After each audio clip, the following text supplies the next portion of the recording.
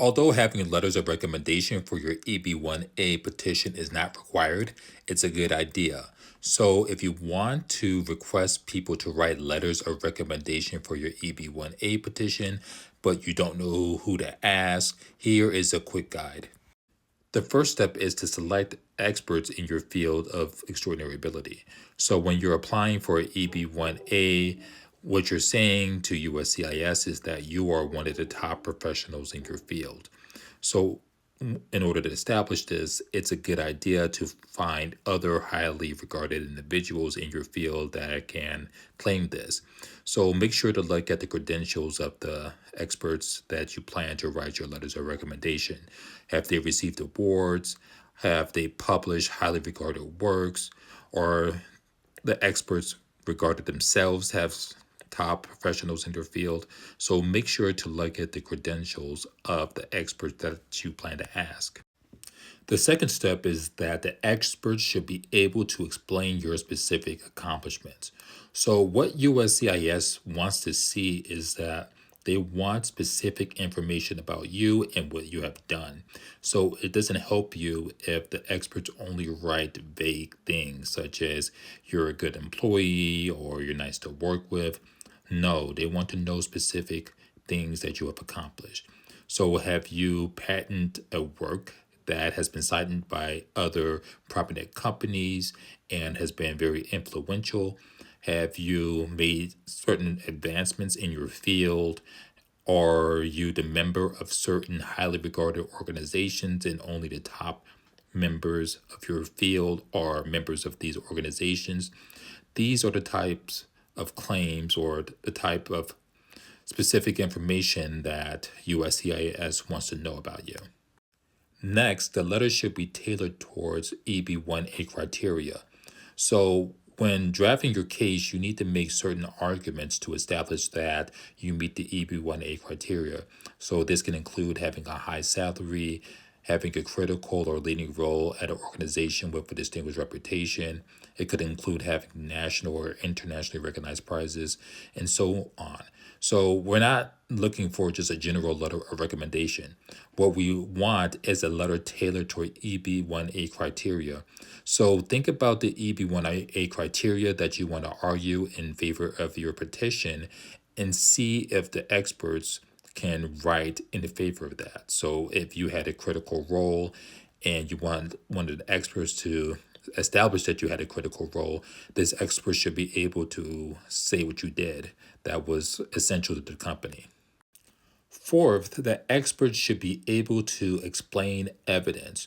So, for certain criteria, you may not be able to produce a lot of information for it. Other criteria, it may not be evident from the evidence that you meet it. So, for example, one of the criteria for EB1A is if you had a critical role, but it may be difficult to establish that you had a critical role. So, this is where a letter of recommendation can come in. So, if the expert is familiar with your work history, your work experience, and knows certain work that you did with a company, they can explain that you had a critical role. They can explain certain accomplishments or achievements you've had with the company. So this is an example where although the documentation may not establish that you had a critical role, your expert can come in and help fill the gap. Number five, if possible, try to find experts that only know you by your reputation.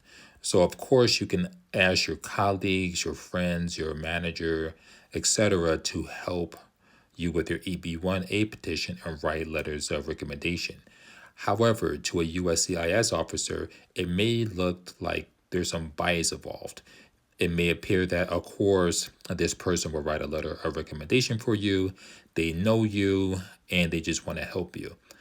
But if you select someone who knows you only by your reputation and don't know you personally, they don't have this kind of incentive.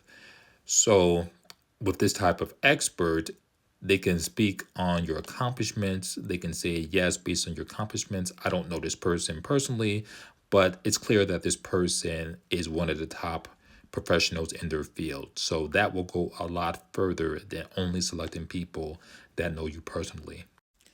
Number 6, lastly and most importantly, you want experts that can claim that you are one of the top professionals in your field. In order to pass a final merit determination, the USCIS officer has to look at the evidence and say, yes, this individual is one of the top professionals in the field. And you want the expert that's writing the letter of recommendation to be able to say that about you. So when considering experts and other professionals to write your letters of recommendation, just make sure that they can agree and are willing to write that you are one of the top professionals in your field. So that's a general overview about selecting experts for your EB1A petition. If you like this video, make sure to hit the like button. Also, if you know someone who is working on their EB1A petition, it could benefit for this, please feel free to share this video with that individual. Or if you are working on an EB1A petition yourself and you need someone for full representation or just for a limited scope, maybe you need my help just to review the letters and make sure that they are correct, don't hesitate to reach out. So that'll be all for today, and good luck with your EB1 case.